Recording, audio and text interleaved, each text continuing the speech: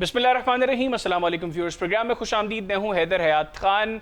आलमी rating agency Fitch ने पाकिस्तान से मुतल्लिक 75 सफ़ात पर मुश्तमिल एक जामिया रिपोर्ट पेश की है। इस रिपोर्ट के मुताबिक पाकिस्तान में सियासी सूरत हाल आइंदा 1.5 साल के बाद काफ़ी ख़राब दिखाई दे रही है। फिच ने जो पाकिस्तान की मईशत और सियासत के बारे में प्रेडिक्शंस और असेसमेंट्स इस रिपोर्ट में दी, उसके मुताबिक 1.5 साल के बाद मुस्लिम लीग नवाज की पाकिस्तान में हुकूमत का खात्मा होगा, जिसके बाद फौज की मदद से एक टेक्नोक्रेट सेटअप पाकिस्तान में तश्कील दिया जाएगा। क्या इस सेटअप की कोई कॉन्स्टिट्यूशनल पोजीशन होगी, इसको प्रोग्राम में डिस्कस करेंगे। फिर ये कि बड़ी इंपॉर्टेंट चीज़ है कि इस तरह की एजेंसीज की जब रेटिंग्स आती हैं उनका ग्लोबल इम्पैक्ट बहुत होता है। तो मईशत को लेकर तो बहरहाल ठीक है, लेकिन पॉलिटिक्स को लेकर, सियासत को लेकर ये जो प्रेडिक्शन फिच की इस रिपोर्ट में है, क्या इस तरह की एजेंसीज ने माजी में दीगर ममालिक को लेकर ऐसी प्रेडिक्शंस की हैं? अगर नहीं की तो फिर पाकिस्तान से मुतालिक इस मौके पर फिच ने ये रिपोर्ट जो है उसमें ये बातें क्यों की, इसको भी प्रोग्राम में डिस्कस करेंगे। फिर पाकिस्तान में इस वक्त जो सुप्रीम कोर्ट के फैसले के बाद एक बहस छिड़ गई है कि इस फैसले के ऊपर अमल दरामद होगा या नहीं होगा। आज तहरीक इंसाफ ने अपने 37 के करीब अरकान कौमी असम्बली के कागजात बयान हल्फी वो इलेक्शन कमीशन ऑफ पाकिस्तान में भी जमा करवा दिए हैं।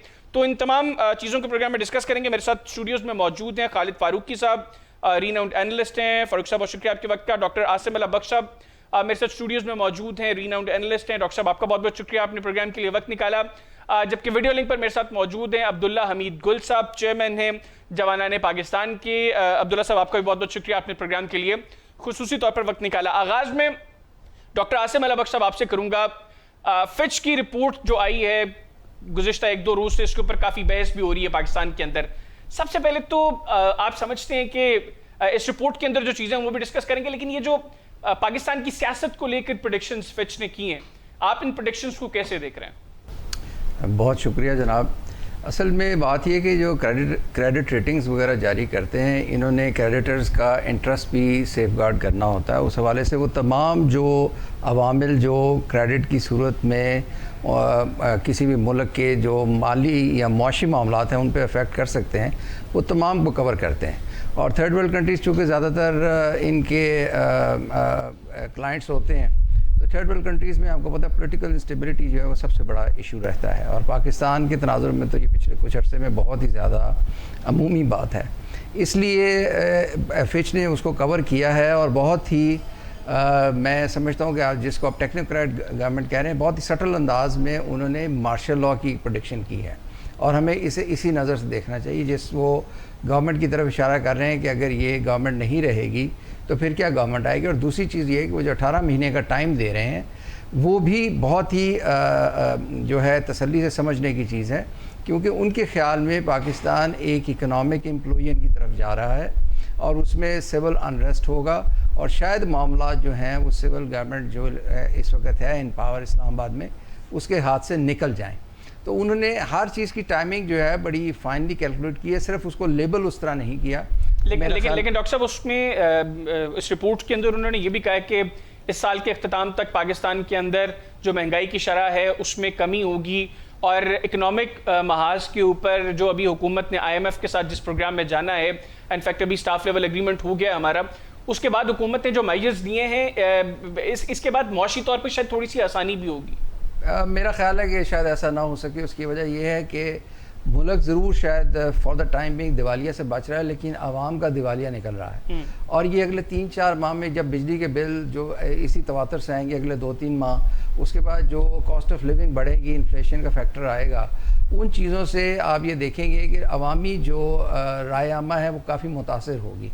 और ख़दशा ये है कि वो कहीं खुदा न खास्ता स्ट्रीट प्रोटेस्ट में ना चेंज हो जाए, क्योंकि आप देखिए कि हल्की हल्की प्रोटेस्ट किसी न किसी नाम से मुल्क के मुख्तलिफ हिस्सों में चल रही हैं। और अगर ये कोई ऐसा एक इग्नाइटिंग फैक्टर मिल गया तो सिचुएशन काबू से बाहर भी हो सकती है, क्योंकि फ़िल वक्त फौरी तौर पे गवर्नमेंट के पास इतनी फिस्कल स्पेस नहीं है कि वो आवाम के लिए फौरी तौर पे कुछ कर सके, बड़े रिलीफ आवाम को दे सके। बिल्कुल ठीक होगा। डॉक्टर साहब मैं खालिद फारूकी साहब को प्रोग्राम में शामिल करूँगा। फारूकी साहब, ये जो फिच की रिपोर्ट है, जो सवाल मेरा डॉक्टर साहब से था यही मैं आपसे करूँगा। आप इस रिपोर्ट में ये जो पॉलिटिकल एंगल फिच ने खास तौर पर जिसको डिस्कस किया है बहुत इंपॉर्टेंट है। अब एक डेमोक्रेटिक मुल्क के अंदर 1.5 साल के बाद उन्होंने कहा जी कि अगले 1.5 साल के बाद इस हुकूमत का खात्मा हो सकता है। आप इस स्पेसिफिक एंगल को कैसे देख रहे हैं? नहीं, मैं नहीं समझता कि ऐसी रिपोर्ट्स तैयार करने वाले जो लोग हैं वो आसमान से उतरी हुई मखलूक होती हैं। ये यहाँ पे रिपोर्ट्स वो मुरतब करवाते हैं, लोकल लोग उनके होते हैं, बाहर से आने वाले लोगों को मुल्की हालात का पता नहीं होता।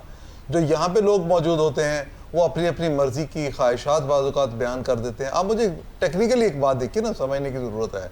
18 माह जिस अरसे का वो जिक्र किया जा रहा है इस रिपोर्ट में, अगर 18 माह का अरसा एक हुकूमत निकाल जाती है और वो ये भी कहते हैं कि शरह सूद कम होगी, वो ये भी कहते हैं कि महंगाई कम होगी, तो फिर 18 माह के बाद हुकूमत जाने का जवाज़ क्या बनता है? देखिए, सोचने की बात यह है ना कि आपने एक रिपोर्ट तैयार कर ली, महज आपका ब्रांड है, आपका नाम है, आप जो बात कहते हैं उसकी एक वैल्यू बन जाती है। बाकी इसके अलावा इसकी वैल्यू क्या है? आप ये बात कह के दिखाएं, जितनी मर्जी सच्चाई से आप ये बात कह रहे, आपकी बात पे कोई यकीन नहीं करेगा। मैं कह लूँ मेरी बात पे कोई यकीन नहीं करेगा, यहाँ लोकल कोई इदारा कह लेगा तो उसकी बात पे यकीन नहीं करेगा। इनके पास ऐसी कौन सी वो ताकत है, कौन सी इंफॉर्मेशन है, किसने इंफॉर्मेशन पास की है? पाकिस्तान में तो जो ताकतवर तरीन हल्के होते हैं उनको नहीं बाज़-औक़ात पता होता कि मुस्तकबिल में क्या होने वाला है। मुझे पता है कि हमें मिलने वाले अक्सर औकात बाज़-औक़ात हम जिन लोगों को हम समझते हैं कि ये पॉलिसी मेकर हैं, हम जिनके बारे में ये ख्याल करते हैं कि इक़्तिदार इनके बगैर हिलता नहीं है, एक जगह से दूसरी जगह नहीं जाता, उनको हालात का दुरुस्त अंदाज़ा नहीं होता। ये 18 माह की एक टाइमिंग दे देना, ये सिवाय इस बात के कि किसी मखसूस मकसद के लिए कोई इंतशार या अफरा तफरी पैदा करने की कोशिश की जाए, इसके अलावा मैं इसको कुछ नहीं समझता। और आप क्या समझते हैं कि कौन हो सकता है इस मकसद के पीछे? देखिए, कोई भी कुव्वत हो सकती है ना। जब आप ये बात कहते हैं कि आपने जी 18 माह के बाद ये हुकूमत खत्म हो जाएगी, मैं तो सिर्फ आपसे एक क्वेश्चन, मेरा आपसे सवाल है कि अगर एक हुकूमत 18 माह तक पाकिस्तान के मुआशी हालात को बेहतर करती है तो क्या वो हुकूमत कमज़ोर होगी या मजबूत होगी? आप कह रहे हैं कि जनाब हुकूमत चली जाएगी और उसकी जगह एक टेक्नोक्रेट हुकूमत आ जाएगी। ये हम टेक्नोक्रेट हुकूमत की बात कितने साल से सुन रहे हैं? पाकिस्तान में 10 साल पहले बांग्लादेश मॉडल की बात होती थी, कभी श्रीलंका मॉडल की बात होती है, कभी कुछ होता है। बाकी जहाँ तक देखिए, मैं आपको एक बात बताऊँ, पाकिस्तान 25 करोड़ आवाम की आबादी का एक मुल्क है। इतने बड़े मुल्क में बहुत सारी चीज़ें जो हैं कुछ खराबी की तरफ जा रही होती हैं, कुछ अच्छाई की तरफ जा रही होती है। जिस महंगाई की बातें आम तौर पे आजकल हम करते हैं, हमारे दोस्त ने भी उन्होंने भी यही बात कही है कि जी ये महंगाई है, स्ट्रीट प्रोटेस्ट शुरू हो सकता है। आप मुझे ये बताएं, आपको पता है कि आज से 2 साल पहले, आज से 1.5 साल पहले या आज से 1 साल पहले पाकिस्तान में जो इन्फ्लेशन रेट था वो क्या था? और आपको ये पता है कि टर्की में इस वक्त महंगाई की शरह क्या है? 32 रुपये का जो लीरा था आज 8 रुपये में वहाँ मिल रहा है। तो जब ऐसे हालात होते हैं, और इंटरनेशनली ये कुछ सिर्फ पाकिस्तान नहीं, महंगाई 2-3 साल पहले इंटरनेशनल फिनोमेना था, पाकिस्तान में उस पर कंट्रोल किया गया। अच्छा, पाकिस्तान में उस पर कंट्रोल कुछ चीज़ों में पॉजिटिव उसके असरात हुए, कुछ में नेगेटिव असरात हुए। नेगेटिव असरात ये हुए कि हमने अपनी इंपोर्ट का बिल कम किया। जब इंपोर्ट बिल कम होता है तो उसके नतीजे में आपकी रियासत के अंदर जो सिस्टम चल रहा होता है, जो कारोबार चल रहा होता है, वो जमूद का शिकार होता है। आपकी इंपोर्ट्स कम हो जाती हैं, उसके नतीजे में आपकी मशीनरी भी की इंपोर्ट भी कम हो जाती है। उसके नतीजे में आप बहुत सारी चीज़ें अपने शहरियों का जो लिविंग स्टैंडर्ड है वो उसको भी बेहतर बनाने में कामयाब नहीं हो पाते। लेकिन ये आर्जी इंतजामात और आर्जी इक़दामात होते हैं। ठीक हो गया। याद रखिए, भारत जैसे मुल्क में जब मनमोहन के दौर में ये दोबारा उनका एक नया दौर शुरू हुआ जिसमें वो अपनी बेहतरी की तरफ गए, तो इससे पहले और आज भी भारत में इंपोर्ट जो गैर ज़रूरी अशिया की है उस पर एक बहुत सख्ती के साथ पाबंदी पर अमल किया गया, और आज हमारे सामने ये तो रिफॉर्म्स हैं ना। हम स्पेसिफिकली इस रिपोर्ट को डिस्कस कर लेते हैं। डॉक्टर साहब, फारूक साहब, मुझे अब्दुल्ला हमीद गुल साहब को भी शामिल करने। अब्दुल्ला भाई, जिस तरह फारूकी साहब डिस्कस कर रहे हैं कि ग्राउंड रियलिटीज़ इस रिपोर्ट से काफ़ी मुख्तलिफ हैं, तो रिपोर्ट के अंदर जो कहा गया कि पाकिस्तान मौजूदा हुकूमत जो उसने IMF के साथ स्टाफ लेवल एग्रीमेंट से पहले जो मुआशी इस्लाहात की हैं और उसके ऊपर सख्ती से अगर अमल दरामद होता है तो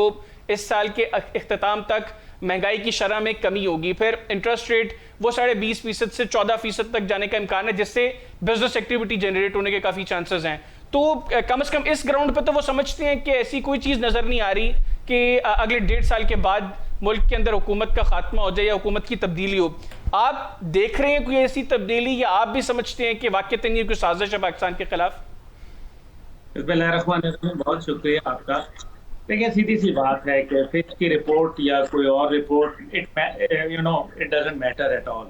असल बात यह है कि पहले कांग्रेस की जानिब से एक करारदाद मंजूर होती है, और करारदाद जो है वो डेमोक्रेट और रिपब्लिकन मिलके करते हैं, आग और पानी का मिलाप होता है।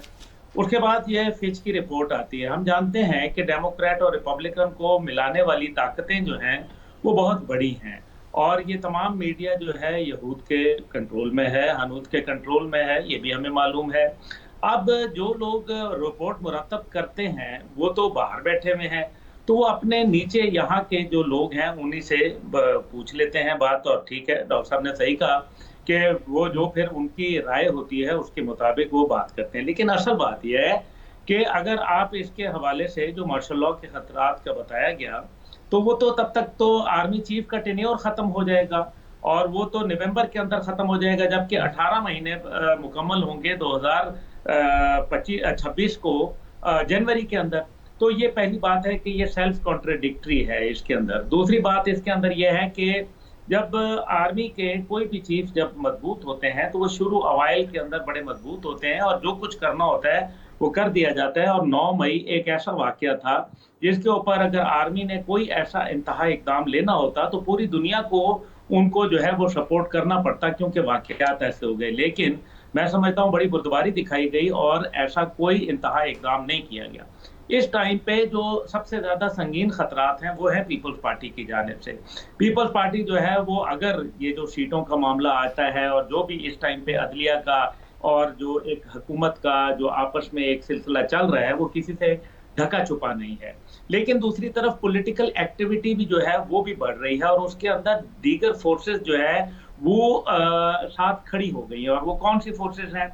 वो बैरूनी भी हैं, वो अंदरूनी भी हैं, और वो अवाम की तर्जुमानी भी करती हैं, क्योंकि महंगाई, बेरोजगारी किसके साथ खड़ी हो गई जी, और नक्शे अमन अमान और दहशतगर्दी के बढ़ते हुए वाकयात यकीनन इसके ऊपर जलती का तेल का काम करेंगे। बाकी ये स्टाफ लेवल के मुआहदात और 37 माह के अंदर जो है पाकिस्तान की जो है वो $7 बिलियन जो है वो आएंगे, ये सब बातें हैं। उसकी वजह यह है कि जब आप अवाम के अंदर, एक अवाम में शक्कत ही नहीं है, आप मेरे जिस्म में है ही जो है वो एक खून के एक मिकदार है, आप उससे 20 लीटर तो नहीं निकाल सकते ना, क्योंकि अभी है ही नहीं। एक आप बोझ डाल सकते हैं, गाड़ी के ऊपर लिखा होता है कि जी 500 केजी वजन उठाती है, आप 500 की जगह 1000 डाल दें तो चलो समझ आती है, लेकिन आप उसके ऊपर 2000 डालें तो वो नहीं चलेगी। यानी आप समझते हैं कि एटलीस्ट इकोनॉमिक ग्राउंड्स के ऊपर ऐसी कोई पोजीशन नहीं होगी कि अगले 1.5 साल के बाद हुकूमत का खात्मा हो जाए, लेकिन पॉलिटिकल एंड पे आपको लगता है कि कुछ ऐसा हो सकता है? बिल्कुल, पॉलिटिकल एंगल नहीं, इकोनॉमिक एंगल भी। मैंने तो आपको बोला है कि इकोनॉमिक, देखें आपकी मुल्क की 25% इंडस्ट्री बंद हो चुकी है। अभी ये जो इंडस्ट्रियलिस्ट ने जो कल कॉन्फ्रेंस की, कल या परसों, उसके अंदर उन्होंने बताया कि 25% इंडस्ट्री बंद हो गई, और जो इंडस्ट्री है वो लोहे के भाव बिकने लगी। और अगर इंडस्ट्री नहीं चलेगी तो टैक्स कहाँ से आएगा? टैक्स नहीं आएगा तो बेरोजगारी बढ़ेगी, लाकानूनियत बढ़ेगी, मुल्क के अंदर जो है वो बेचैनी जो है वो बढ़ेगी। तो फिर ये तमाम चीजें जो है ये पॉलिटिकल इंस्टेबिलिटी की तरफ लेके जाएंगी। और दूसरी तरफ जो दहशतगर्दी के बढ़ते हुए वाकयात हैं उसकी वजह से अभी तक आपको SIFC के अंदर जो है मुआहदात, बहुत सारे MOU नजर आए, लेकिन कॉन्ट्रैक्ट नहीं नजर आए। कितने पैसे आए ये आपको नहीं बताया गया। तो ये वो तमाम चीजें हैं जिनको आप मद्देनजर रखें। अलबत्ता पीपल्स पार्टी जो है वो ये चाहेगी कि वो एक लार्जेस्ट सिंगल पार्टी के साथ कहीं ना कहीं अपने मामलात करे, लेकिन दूसरी तरफ जो उनके साबिक सेनेटर तला महमूद, जो कि इंतहाई अहम रुकन है पीपल्स पार्टी के, उन्होंने अभी एक इंकशाफ किया है और वो ये कहा है कि पीपल्स पार्टी जो है बहुत अनकरीब जो है वो इनके अंदर हुकूमत का हिस्सा बनने जा रही है, और साथ हुकूमत का तो मतलब काबीना का हिस्सा बन जाएगी। ठीक हो गया, अब्दुल्ला भी साथ रहिएगा। डॉक्टर साहब, अब्दुल्ला हमीद गुल साहब ने जो डिस्कस किया, वो कह रहे हैं कि कम से कम जो फिच की रिपोर्ट के अंदर जो बातें हैं हुकूमत के खात्मे को लेकर, वो तो ठीक नजर नहीं आ रही, लेकिन पॉलिटिकली शायद कोई ऐसी चीजें मुस्तकबिल करीब में हो जाए। आपको नजर आ रहा है पीपल्स पार्टी का ऐसा रवैया? क्योंकि इस वक्त तो जो डिसाइडिंग फैक्टर है वो पीपल्स पार्टी हो सकती है। अगर वो पीपल्स पार्टी हुकूमत का साथ छोड़ जाए, यह हुकूमत जो है फौरी तौर पर गिर जाएगी। आपको लगता है कि पीपल्स पार्टी मुस्तकबिल करीब में ऐसा कुछ सोचेगी, और पाकिस्तान तहरीक इंसाफ जो पहले कॉम्प्रोमाइज पे नहीं आ रही थी, वो अब मौजूदा हालात को देखते हुए को पीपल्स पार्टी के साथ भी नेगोशिएट करे और कॉम्प्रोमाइज करने को तैयार हो जाए? देखिए, सबसे पहली बात तो फिच की रिपोर्ट की कर लें जी। देखिए, फिच की रिपोर्ट को इसलिए वैल्यू दी जाती है लोकल किसी भी रिपोर्ट के मुकाबले में या किसी और इदारे के मुकाबले में, क्योंकि इनकी माजी में रिपोर्ट्स ठीक साबित होती हैं, ये इनकी भी क्रेडिबिलिटी होती है। अगर इनकी बात साहब तो कह रहे हैं कि ये यहूदियों की साजिश वो है। उनकी हो गई। इसी तरह सिविल एंड डेमोक्रेटिक इस्लाम एक ब्रुकिंग्स की आई थी रिपोर्ट, और सब ने उसका मजाक उड़ाया और पूरी वॉर ऑन टेरर उसी पे लड़ी गई। इसी तरह ये जो है, हमें इस पे तवज्जो करनी चाहिए। अल्लाह करेगा ये गलत हो और हमें इसे गलत साबित करना है अपने अमल से, लेकिन हम इसको ब्रश साइड नहीं कर सकते, क्योंकि माजी में इन्हीं की रिपोर्ट्स आपकी अफ्रीका के मुतालिक, साउथ एशिया के मुतालिक भी वो दुरुस्त साबित होती रही। यही उनकी क्रेडिबिलिटी है। और इनके ज़ाहिर है कि ताल्लुकात बड़ी जगहों पे इन्हें पता होता है कि क्या चीज़ें बन रही हैं, इनकी प्रोजेक्शंस क्या हैं, मंथली क्या प्रोजेक्शंस हैं, किस तरह लोगों पे बोझ आएगा। जिस तरह अब्दुल्ला साहब ने बात की कि इस वक्त फटीग है, यानी अब जितना टैक्स कलेक्ट कर सकते थे वो कर लिए। इस वक्त की एक बुनियादी सूरत हाल मैं आपको बताऊँ कि 2018 में पाकिस्तान की GDP $356 बिलियन थी और पाकिस्तान का total budget outlay was 5200 billion rupees. इस वक्त 2024-25 में टोटल जो GDP आपका रहने का इम्कान है वो $347 बिलियन है, यानी $9 बिलियन कम, जबकि आपका बजट है $18,877 बिलियन का, ऑलमोस्ट 4 टाइम्स। तो ये क्यों है? इसलिए है कि आप फाइनेंशियली बहुत ज़्यादा क्रंच में हैं अपने कर्ज़ों की वजह से, उनकी डेट सर्विसिंग की वजह से। आपके पास बिल्कुल इस वक्त गुंजाइश नहीं, सिर्फ उनको ये शो करने के लिए कि हमारे बजट का हिस्सा है, आपने बजट आउटले इतना बढ़ा दिया है। अब उसको आपने जब 10,000 अरब उसमें से जो आपने डेट सर्विसिंग करनी है, उसके लिए कहाँ से आएगा? पिछले साल आप 7,000 साढ़े 7,000 अरब के करीब जमा कर सके हैं। आपकी इकॉनमी स्टैगफ्लेशन का शिकार है, रिसेशन में है, वो बाकी कहाँ से आएगा? उसके लिए आप अगली दफ़ा फिर कर्जा लेने जाएंगे, वो 2700 अरब पे चला जाएगा। यानी आप समझते हैं कि जो ग्राउंड्स हैं वो ये रिपोर्ट के अंदर जो बातें की हैं ग्राउंड्स जस्टिफाई करती हैं, ग्राउंड जस्टिफाई करती है, और हमें उनसे आंखें नहीं बंद करना, मैं देखना है। थोड़ा आगे बढ़ाना चाह रहा हूं, मेरी बात मुकम्मल हो लेने दें पहले। देखिए, आपको देखना है कि आपके रूम में एलिफेंट क्या है। आपके रूम में एलिफेंट जो है उसको सबसे पहले टैकल करें। वो ये है कि आपका डिस्काउंट रेट जो आपकी गवर्नमेंट को किल कर रहा है, यानी वो इंडस्ट्री को तो किल किया ही है उसने, क्योंकि डोमेस्टिक बोरिंग ज़्यादा है। आप देखिए कि 1% का जब डिक्रीज़ होता है तो 250 से 300 अरब रुपया हुकूमत का बचता है।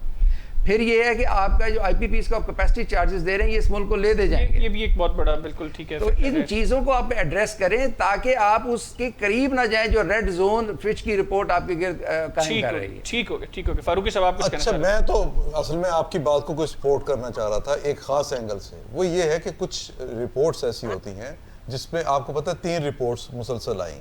पहले IMF के साथ पाकिस्तान का मुआहिदा हुआ, फिर मोडीज की रिपोर्ट आई, फिर उसके बाद फिच की रिपोर्ट आई।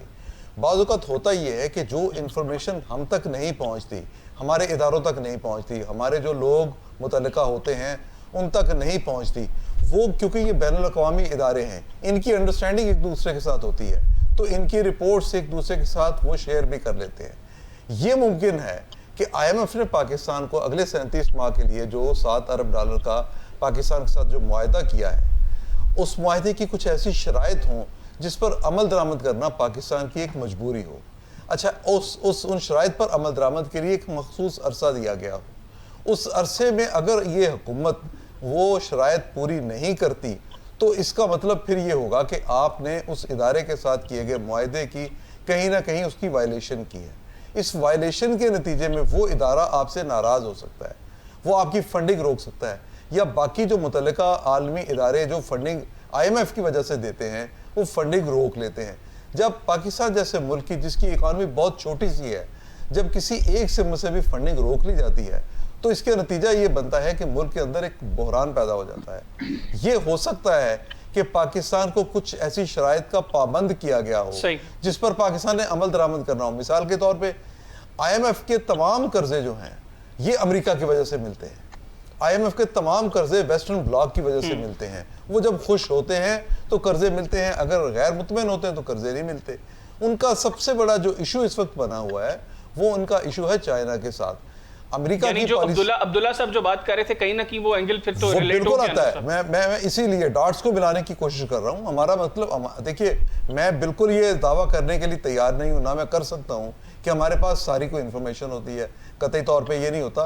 मकसद सिर्फ किसी बात का तज्जिया करना है। ठीक है। देखिए, ये जब आप डॉट्स मिलाते हैं तो आपको ये मालूम पड़ता है कि जो अमेरिका है, जब उसकी पॉलिसी को अगर आप बगौर उसका जायजा लें तो आज से 20 साल, 25 साल, 30 साल पहले अमेरिका की पॉलिसी में दो चीज़ें सबसे इंपॉर्टेंट थी।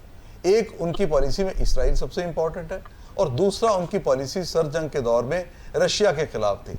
अब इसराइल उसी तरह से अहम है। रशिया की जगह चाइना ने ले ली। चाइना को वो कट टू साइज करना चाहते हैं, चाइना को वो हर जगह पे रास्ता रोकना चाहते हैं।